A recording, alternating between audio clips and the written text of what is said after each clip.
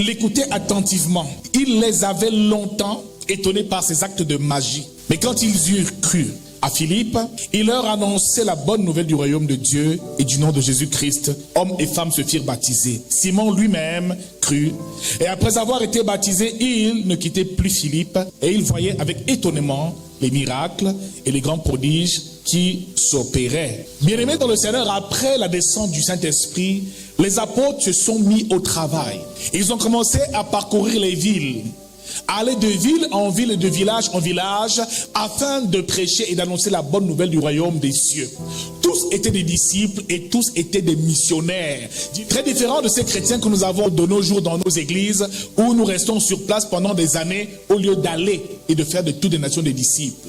Alors en Samarie, la Bible fait comprendre que Philippe, qui était diacre, lui aussi accomplissait des miracles et des prodiges. Donc il n'y avait pas que les prophètes ou les apôtres à l'époque qui faisaient des miracles. Les miracles, c'est tout le monde qui faisait des miracles.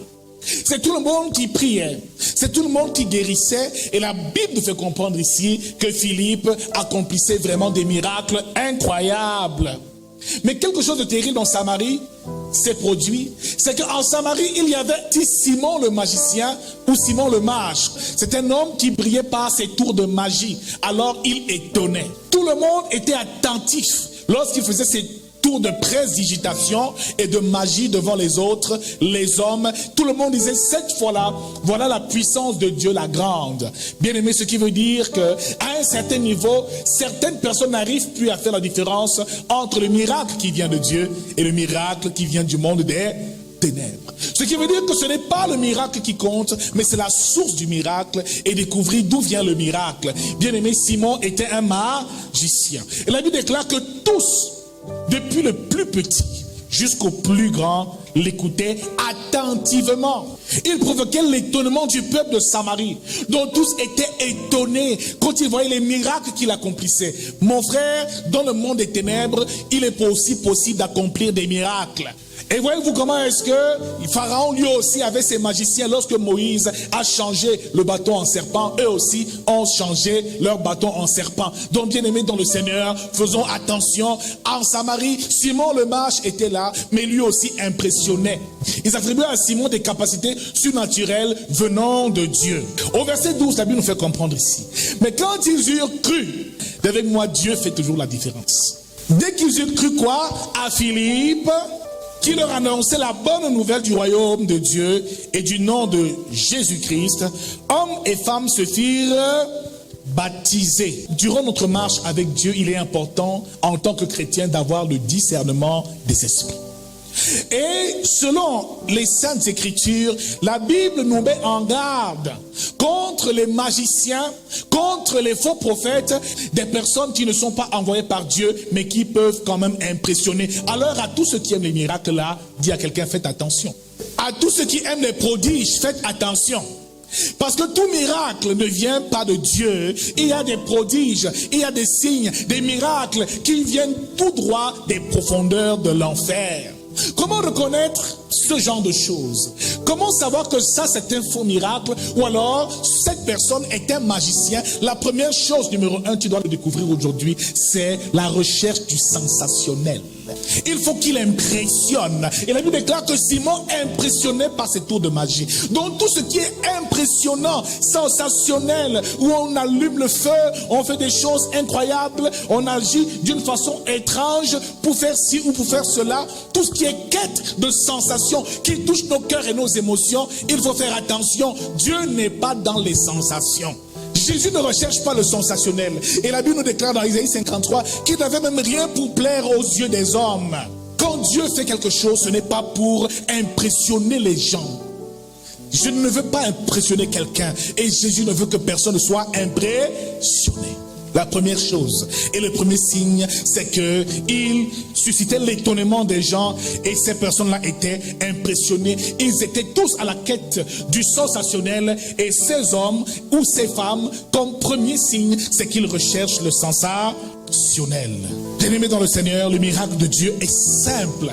Dieu agit dans la simplicité. Lorsque cette femme la perte de sang a touché le vêtement de Jésus, elle a été guérie. Ça ne semble pas être sensationnel.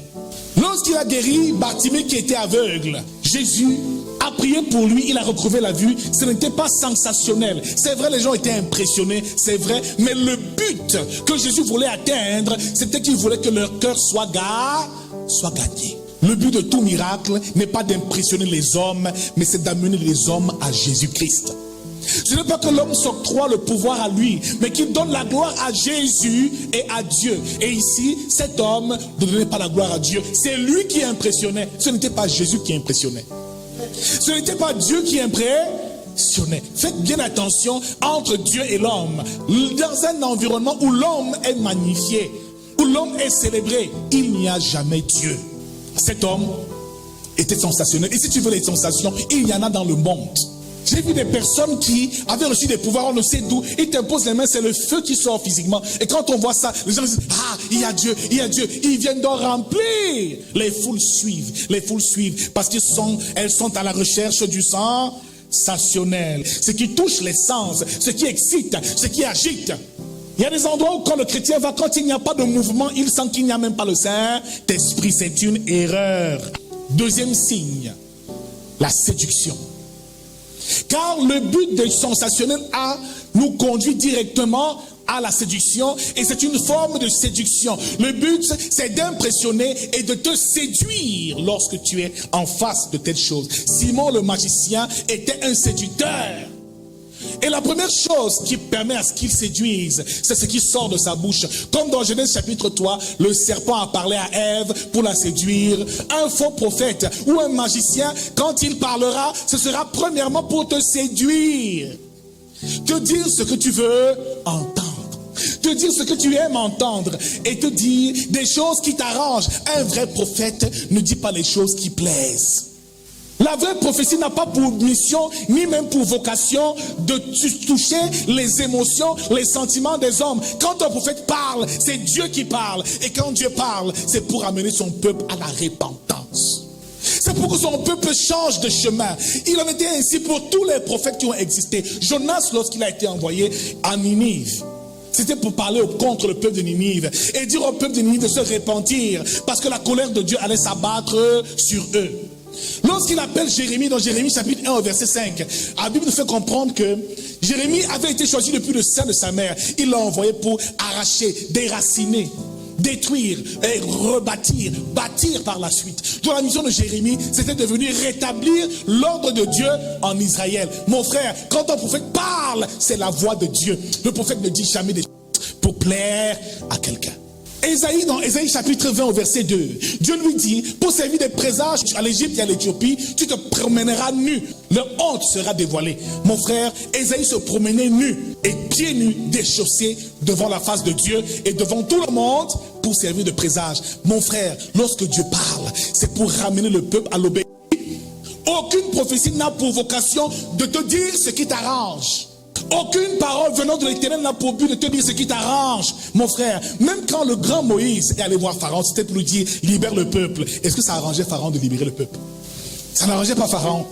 Lorsque le prophète Élie, pendant 3 ans et 6 mois, a fait le ciel et a parlé au roi Akab et lui a fait comprendre que tu as déshonoré le Dieu d'Israël. Élie a fermé le ciel et a affronté le roi Akab. Bien aimé, quand le prophète arrive, c'est pour te ramener à l'ordre. Quand le prophète arrive, c'est pour te faire marcher dans l'obéissance. Si tu étais tordu, le prophète a pour vocation de te redresser. Le prophète Élie a lui-même affronté 400 prophètes de Baal.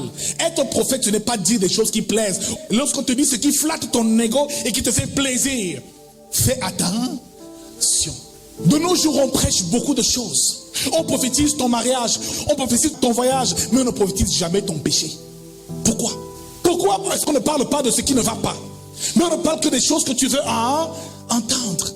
Tu voyageras bientôt. Je vois l'argent dans ta vie. Je vois la lumière dans ta vie. Reçois ceci, reçois cela. Mais quand tu arrives, la première prophétie, c'est donne ta vie à Jésus.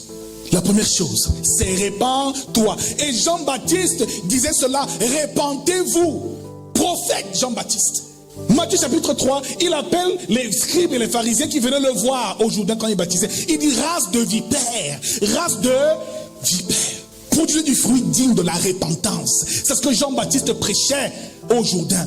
Il était même bizarre, en vêtements de peau de bête, en ceinture, il mangeait des sauterelles, il était étrange. Bien aimé, un vrai prophète est étrange. Il ne veut plaire à personne, il plaît à Dieu. Et quand il arrive dans une ville, la ville tremble, parce qu'il peut lui-même déclarer la sentence de Dieu sur vos vies.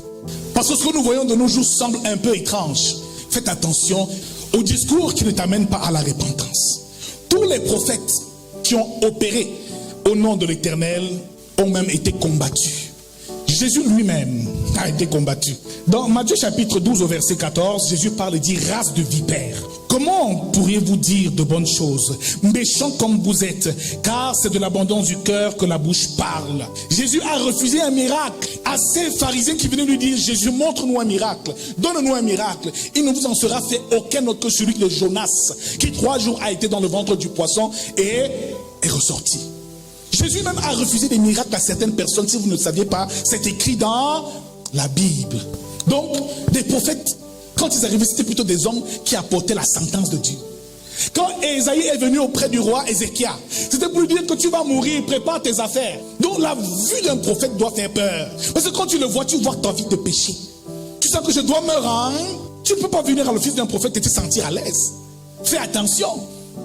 Quand tu es face à un prophète, tu es face à la voix de Dieu. Tu es face à la voix de Dieu. Et quand Dieu descend, c'est pour ramener son peuple sur le chemin de l'obéissance. Donc Simon le Mage faisait beaucoup de choses, mais il ne faisait pas ce qu'il devait faire. Il faisait beaucoup de choses, mais il ne faisait pas ce qu'il devait faire. Le prophète osait, pour la gloire de Dieu, selon l'instruction de Dieu, épouser une prostituée pour servir de présage en Israël. Mon frère, le prophète, c'est pas la blague.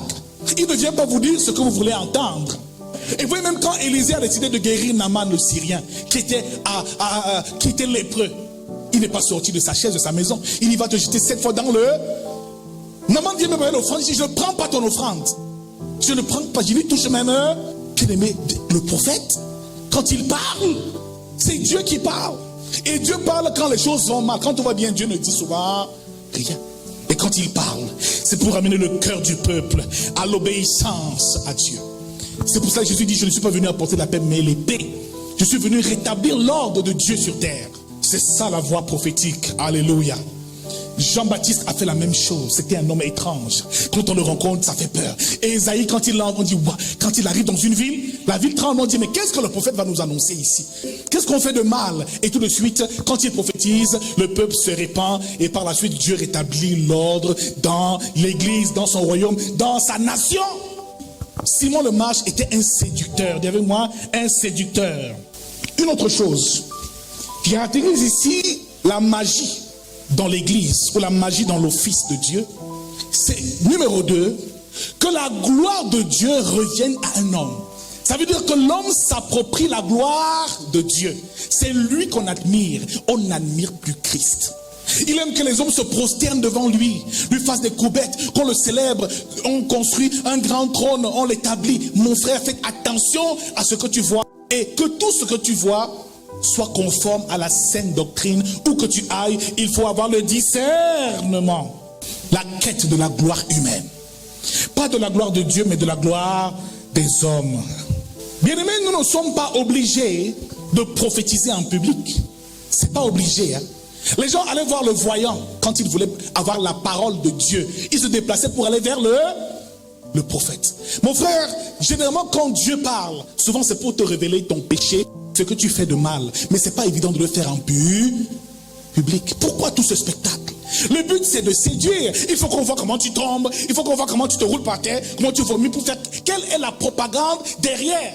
On te dit les choses simplement dans l'intimité, non? C'est aussi possible, n'est-ce pas? Te recevoir dans le privé et te dire les choses que Dieu me dit, prier pour toi et te ramener par la suite à l'église. Je n'ai pas besoin que cela soit filmé, médiatisé. Ça, c'est la séduction. C'est pourquoi on voit que tu fais les miracles. Le miracle, c'est pour glorifier Dieu, pas pour humilier les hommes. Et cela cause beaucoup de problèmes dans le corps de Christ aujourd'hui. On parle des vies des gens publiquement, on te dit des choses, les gens écoutent et puis ça fait la publicité par la suite. Mon frère, faisons attention, nous sommes à une ère de séduction. Et la Bible dans Matthieu 24, verset 24, qu'ils feront beaucoup de miracles et de prodiges au point de séduire même les élus de Dieu. Donc je déclare que si tu es élu de Dieu, tu ne seras jamais séduit au nom de Jésus-Christ. C'est bien aimé, Simon le magicien était impressionnant, était très impressionnant.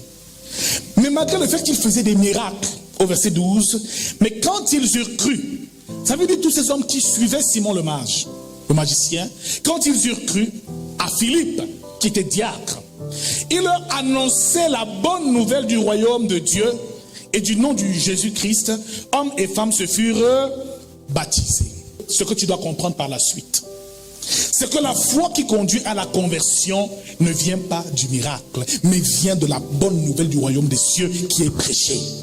La foi qui te permet d'être sauvé, de recevoir le salut en héritage, ce n'est jamais le miracle. Mon frère, ce n'est jamais le miracle qui amène quelqu'un à la vie éternelle. Simon le magicien faisait des miracles, il impressionnait, mais quand Philippe a prêché, leurs cœurs ont été touchés. Le cœur de tous ces hommes a été touché au point où lui-même a été touché. La Bible déclare ici que Simon lui-même crut. Donc il est encore mieux de venir à Dieu, pas parce que tu as reçu un miracle, mais parce que la parole de l'évangile t'a touché et ça t'a amené à changer. Tu t'es repenti. C'est à ce moment-là que tu reçois l'héritage de la vie éternelle. Jamais le miracle ne peut emmener quelqu'un au ciel. La bonne nouvelle du royaume des cieux qui t'est prêchée, c'est de savoir que Jésus-Christ est mort par amour pour toi. C'est de prendre conscience de l'amour de Dieu pour toi. C'est de prendre conscience que tu n'es qu'un pécheur.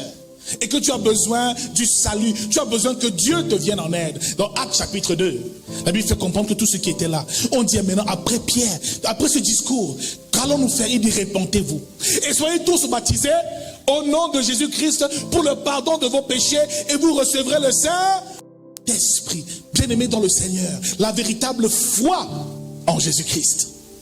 Le véritable salut s'acquiert non par les miracles, mais par la prédication de l'évangile de notre Seigneur Jésus-Christ et de la croix. C'est ça qui permet de gagner les âmes à Christ et de les emmener dans la vie. Donc ce que tu dois rechercher, c'est le message et non le miracle. Ce qui doit être la priorité, c'est le message et non le miracle. Car lorsque tu reçois le message et que le message te touche, le miracle a déjà commencé. Notre Dieu est un Dieu de miracles. C'est pour ça que beaucoup qui ont reçu des délivrances finissent par partir.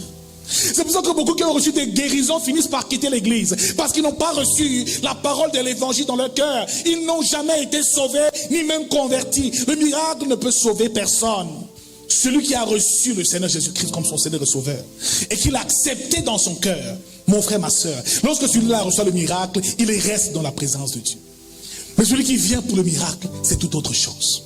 C'est tout autre chose. Il recevra son miracle. Quand il l'aura reçu, aussi vite il l'aura reçu, aussi vite il sera parti. Parce qu'en réalité, la parole ne l'a jamais touché. N'a jamais touché son cœur. Donc, bien aimé, ne présente pas surtout le miracle. Philippe a prêché. Ils se sont convertis. Donc, ce qui veut dire que même si tu arrives quelque part, quelqu'un fait trop de miracles là, toi prêche. Prêche le salut en Jésus-Christ. Prêche la bonne nouvelle du royaume des cieux. Ces âmes seront gagnées et seront à Christ.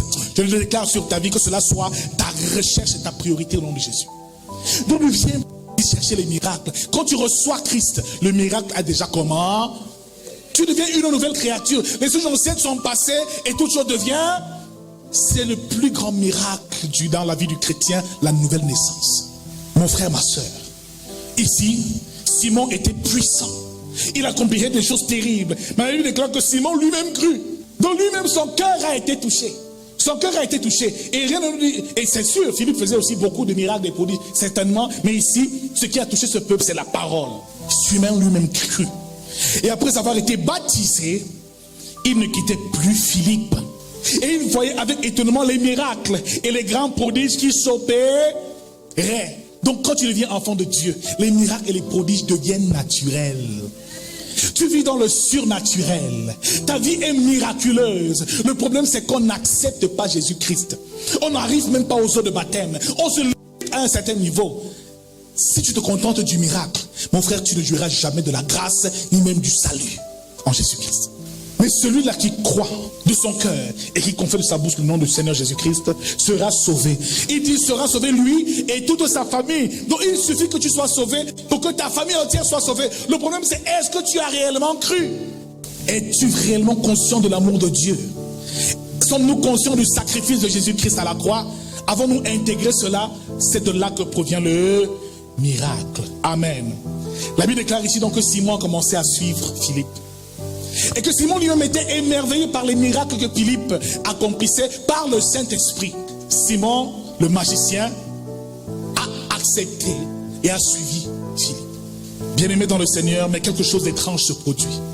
Au verset 18, lorsque Pierre et Jean viennent en Samarie, parce qu'ils ont appris que l'évangile a touché leur cœur, ils arrivent afin d'imposer les mains à ceux qui sont là et de leur transmettre les dons du Saint-Esprit. Le Saint-Esprit, Simon le magicien fait quelque chose de terrible. Au verset 18, lorsque Simon vit que le Saint-Esprit était donné par l'imposition des mains des apôtres, il leur offrit de l'argent. Amen. Bien-aimés dans le Seigneur, ce n'est pas tous ceux qui disent qu'ils suivent Jésus pour les bonnes raisons. Ce n'est pas tous ceux qui viennent à l'église, qui viennent à Jésus, à l'église pour de bonnes raisons. Bien-aimés, beaucoup viennent pour de multiples raisons. Alors à l'église, fais attention. Ne pense pas que parce que toi tu as l'amour de Dieu, tous ceux qui sont là ont aussi l'amour de Dieu. Il y a aussi dans l'église des Simons. Amen. Je déclare que tout Simon doit être exposé au nom de Jésus-Christ. Et que la parole doit toucher son cœur au nom de Jésus-Christ. On est là, on chante, on loue. Quelqu'un est là, lui, son but, c'est qu'il veut savoir comment faire. Hey, c'est puissant, hein. Je vais apprendre comment faire. Ça peut me rapporter beaucoup d'argent. Donc, il était là, il avait son intérêt. Et vous voyez que l'amour des hommes, généralement, est intéressé. Même les chrétiens, là, la plupart, viennent à Dieu pour les bénédictions de Dieu, pas pour Dieu lui-même. Ils viennent à Christ pour ce que Christ leur donne. Et Jésus l'a dit dans Jean 6, vers 6. Il leur dit, vous venez à moi non pour les signes, les miracles, les prodiges, mais parce que vous avez mangé du pain et vous avez été rassasiés. Donc d'autres viennent à l'église seulement pour avoir de quoi manger. C'est une réalité. Mon frère, faisons bien l'a dit, celui qui vient pour avoir de quoi manger, ça ne s'ignore pas. Chaque fois qu'on dit reçoit ceci, il a été en train de crier, il faut, ouais, je les reçois. Venez servir. Non, on ne peut plus, je suis occupé. Viens être utile. Non, je n'ai pas le temps. Pardon, je ne suis pas encore prêt. 1 an, 2 ans, 3 ans, 4 ans, 5 ans, 10 ans, il est là. Mais il n'est utile à rien. Puis qu'est-ce qui t'amène à l'église? Bien-aimés, purifions nos motivations et venons à l'église pour les bonnes raisons. Venons aimer Dieu. Venons par amour pour Dieu. Et quand nous l'aimerons, nous aurons droit à tous les miracles possibles. Parce que quand Jésus arrive dans une vie, c'est pour la transformer. Mais nous sommes là, nous voulons seulement le miracle de Jésus. Mais nous ne voulons pas Jésus lui-même. Comme une biche soupire auprès d'un courant d'eau. Moi, je veux soupirer après Jésus. Mon frère, son miracle dit que ça vient t'amener. Je viens là parce que c'est mon Dieu, c'est mon Créateur. Il est mort pour moi, il m'a racheté, il a versé son sang. C'est la chose qui me motive. Certains, c'est comme s'ils sont en compétition. Je suis là depuis 1 mois, pourquoi ma vie n'a pas encore changé? Ça ne marche pas, je vais ailleurs. Si ça n'a pas donné ici, ça donnera ailleurs. Tu vas où? Dans la maison de ton père, tu restes et tu t'enracines. Tu te bâtis en tant que disciple. Et c'est là où tu verras comment le miracle va commencer à s'accomplir. Le problème, c'est l'état de nos cœurs et l'amour qui nous manque. Dieu sait ceux qu'il aime et ceux qui ne l'aiment pas. Ceux qui l'aiment d'un amour sincère et ceux qui l'aiment d'un amour intéressé. Ceux qui disent qu'ils aiment Dieu, là, ça doit se voir. Qu'est-ce que tu lui donnes? Comment tu vis ta vie avec Dieu? Qu'est-ce que tu fais pour l'avancement du royaume? Mon frère, il y a les amoureux de Dieu. Je déclare que tu dois être un passionné de Christ. Un amoureux de Dieu chaque jour de ta vie, mon frère. Que tu aies de l'argent ou pas, ce n'est pas l'argent qui détermine ton amour. Mon frère, beaucoup viennent à l'église, mais après se découragent parce qu'ils n'ont pas encore reçu ce qu'ils veulent. Mon frère, moi je ne viens pas recevoir, je viens donner à Dieu mon amour. Et quand je lui manifeste mon amour, il me donne et il me comble de tout ce dont j'ai besoin au nom de Jésus-Christ. Et il dit, leur cœur est éloigné de moi. Ils m'adorent et m'honorent du bout des lèvres, mais leur cœur est éloigné de moi. Et depuis la nuit des temps, c'est le cœur du peuple que Dieu veut. Dieu veut nos cœurs. Il veut ton cœur, mon frère. Quand ton cœur sera à Dieu, rien ne peut te résister. Des miracles se feront tous les jours dans ta vie. Comme la maman l'a témoigné ce matin, elle a imposé les mains, la malade a guéri parce que l'amour de Dieu est dans son cœur. Parce que tu sers Dieu pour des bonnes raisons. Mon frère, purifions nos motivations. Nous ne sommes pas là pour nos propres intérêts, mais pour l'intérêt de Dieu et du royaume prioritairement. Pour le reste, tout sera donné par-dessus tout au nom de Jésus-Christ. Alléluia. Simon a commencé à suivre Philippe. Et je suis sûr que beaucoup disaient, il a vraiment cru, hein. Je ne crois pas qu'il a arrêté sa magie. Il est toujours sorcier dans son cœur. Il n'a pas changé. C'est vous parce qu'il est là, il chante les louanges avec vous. Alléluia, Jésus est roi. Non, celle-là, elle a cru, hein, maman. C'est pas parce qu'elle a chanté. Ça doit se ressentir. À la moindre occasion, elle a révélé, elle révélera sa véritable nature. Simon, lorsqu'il a vu que là, les gars, s'ils imposent les meilleurs, on reçoit la puissance, je vais payer. Je vais payer. Sa véritable nature s'est révélée. Certaines personnes sont à l'église, mais cachent leur nature. Je déclare que toute mauvaise nature va être changée au nom de Jésus-Christ. Au verset 19 en disant, accordez-moi aussi ce pouvoir. Donc il était là, il épiait Philippe parce que c'est le pouvoir qu'il cherchait. Qu'est-ce que tu cherches à l'église? Peut-être c'est le positionnement que tu veux. Peut-être tu es là pour le mariage. Ma soeur, tu vois, tes yeux vont se percer. Mon frère, tous les dimanches, il est à gauche, les soeurs. Non, viens pour Dieu et maintenant Dieu te donnera tout. Ne viens pas à l'église chercher le mariage. Ne viens pas à l'église chercher le voyage. Ne viens pas à l'église chercher la santé. C'est une mauvaise motivation. Viens chercher Jésus. Et quand tu auras Jésus, tu auras tout cela. Voilà le problème. Tu auras toutes ces choses de manière naturelle. Ça ne va souffrir de rien. Mais cet homme était là, mais il n'était pas avec eux. Beaucoup sont là sans être avec nous. Ne confondons pas les choses. Ce n'est pas tous ceux qui sont à l'église qui aiment profondément Dieu. Et nous, chrétiens, on mélange souvent tout. On est parfois déçus par le comportement des frères, des sœurs. On est malheureux parce qu'on dirait vraiment la sœur m'a déçu. Mais elle n'avait jamais été convertie. Le frère n'avait jamais donné sa vie à Jésus. Il était avec vous, il faisait comme vous, mais il avait ses intentions. Fais-moi un regard, on va dire quelles sont tes intentions. Fais-moi encore un œil, tu regardes le voisin, tu dis quelles sont tes vraies intentions. Tu es là pourquoi ce matin? C'est pour le voyage? Pour le mariage? Pour le travail? Qu'est-ce qui t'amène à l'église? Viens à l'église pour Jésus. Viens pour Jésus. Ton amen me dérange. Ceux qui me disent pas amen là sont compliqués. Tu dis pas amen, c'est que tu es suspect. Il dit donc en disant, accordez-moi aussi ce pouvoir. Il vient avec les ronds. Un peu d'argent pour les corps. Ah! Donc ta vraie nature s'est révélée. Tu n'as pas encore changé. Ton cœur n'a pas changé. Tu chantes, tu loues Dieu. Quand tu sors, les bêtises que tu fais dehors, les gens disent, mais est-ce que celui-là est même chrétien? Fais l'erreur de faire une affaire avec lui à l'église. Tu vas dire, mon Dieu, il va te frapper correctement et bien. C'est un bandit même. C'est même un bandit. Mais il est là avec vous, il rit tous les jours. Mais c'est un bandit. Non, la sœur est là, elle chante à la chorale, tu t'approches, tu penses même qu'elle est sérieuse. Mais mon frère, c'est compliqué. Elle va te faire des choses, tu vas te demander, mon Dieu, c'est vraiment une chrétienne celle-ci. Alléluia. Que ton amen fait trembler les enfers ce matin. Amen. Donc, aimons Dieu, bien sûr pour ses bienfaits, mais aimons-le pour ce qu'il est. D'abord pour ce qu'il est. Amen. Quatrième point, c'est que Simon avait envie d'acheter le don. Et qu'est-ce que Pierre répond au verset 20 de Actes chapitre 8? Mais Pierre lui dit, que ton argent périsse avec toi. Puisque tu as cru que le don de Dieu s'acquérait à prix d'argent, il n'y a pour toi ni part ni lot dans cette affaire, car ton cœur n'est pas droit devant Dieu. Répands-toi donc de ta méchanceté et prie le Seigneur pour que la pensée de ton cœur te soit pardonnée s'il est possible. Bien-aimé, on n'achète pas Dieu. Numéro 4, tu vas l'écrire en grands chiffres. On n'achète pas le don de Dieu. On n'achète pas la grâce de Dieu. Ce n'est pas parce que tu donnes des grosses offrandes à l'église que tu es obligé de recevoir les dons de Dieu ou la grâce de Dieu. On ne peut pas corrompre Dieu. La monnaie céleste, c'est l'amour. Tu dois le comprendre. Ce n'est pas l'argent que tu as dans ton compte en banque. Plus tu as de l'amour pour Dieu, pour son œuvre, pour les frères et sœurs, et plus Dieu fait grandir l'onction et la grâce dans ta vie.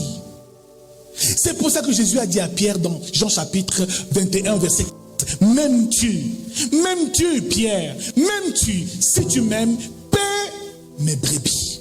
Paie mes brebis. Donc si tu veux montrer à Dieu que tu l'aimes, fais son œuvre. Le véritable amour, ce n'est pas seulement de venir à l'église, mais c'est d'être utile pour son œuvre. Voilà la véritable manifestation de l'amour qu'un disciple doit avoir. Un véritable disciple. Offre-toi pour les autres. Et tout ce que tu vas obtenir comme grâce doit être pour la gloire de Dieu. Il voulait acheter le don parce qu'avec ce don-là, il allait peut-être s'enrichir, davantage impressionner les gens. Mon frère, pourquoi est-ce que tu veux ce don que tu demandes à Dieu? Pourquoi tu veux ce travail que tu demandes à Dieu? Pourquoi tu veux cette richesse que tu demandes à Dieu? Pourquoi tu veux ce mari que tu demandes à Dieu? Est-ce pour la gloire de Dieu ou pour ta propre gloire et tes désirs égoïstes? On on n'achète pas Dieu. Quel que soit ton or et ton argent, ce qui te qualifie, c'est ton amour. Alors avant de prier pour les gens, aime-les d'abord. Avant de chasser les démons qui habitent les corps des gens, aime-les d'abord. Avant de venir donner ton offrande, aime d'abord le Seigneur. Ne fais rien tant que l'amour de Dieu n'a pas encore rempli ton cœur. Ne prêche rien à personne. Parce que tant que l'amour n'est pas établi en toi, tout ce que tu vas prêcher n'aura aucun impact. Quand tu auras le fardeau de dire, Seigneur, donne-moi la provision surnaturelle pour guérir ces gens. Ils souffrent. Quand la compassion sera dans ton cœur, ton désir c'est de les voir sauvés. Mon frère, c'est quand tu viendras vers eux, tu dis, répentez-vous. Ils vont s'agenouiller, ils vont se repentir. La puissance est dans l'amour. L'autorité est dans l'amour. Et dans la compassion que nous avons pour les âmes. Tu vas évangéliser, mais est-ce que tu aimes ces brebis-là?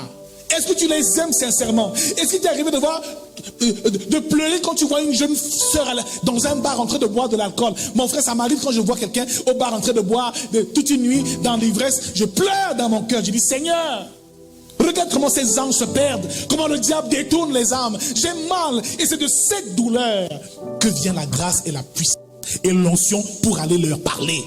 C'est pas pourquoi on dit que tu es le grand évangéliste, tu as gagné 1000 âmes, c'est pas important. Ce qui compte, c'est ton amour. Vous voyez comment elle a témoigné ce matin, elle a prié pour une malade. Mais le fait, c'est qu'elle n'est pas allée prier, elle l'a aimé. Elle a compati à sa douleur. Et c'est dans cette compassion que réside le miracle. Dans Jean chapitre 11, Jésus a compati. Il a même pleuré. Il fut ému de compassion à la résurrection de Lazare.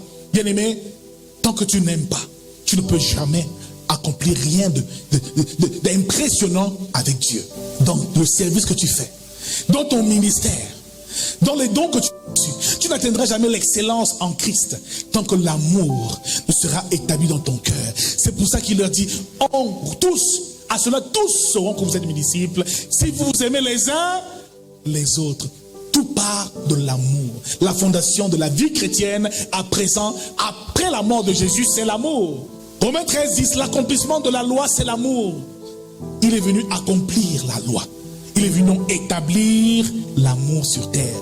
Mon frère, tout est lié à ton à présent. Simon le mage a tout fait, mais il n'aimait pas réellement Dieu. Je ne suis même pas sûr qu'il aimait Philippe.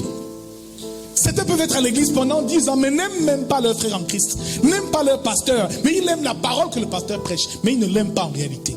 Si tu m'aimes, il y a des choses que tu ferais pour moi. Tu passeras du temps dans ma présence. Tu viendras me visiter, me rendre visite de temps en temps.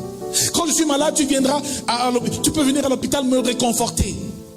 Ma douleur devient ta douleur. C'est à ce moment-là que Dieu peut te qualifier. Simon n'avait pas d'amour. Et les pasteurs, tu vas les voir, tu es même malade, comment il dit, repasse plus tard, j'ai pas le temps. L'amour est où? Il y a des personnes pour les rencontrer, même pour une simple prière, il va te traîner des jours et des jours et des jours. Toi, tu l'as dit, mais celui-là, il est vraiment serviteur de Dieu. Le signe d'un vrai serviteur, c'est l'amour. C'est le sens du sacrifice.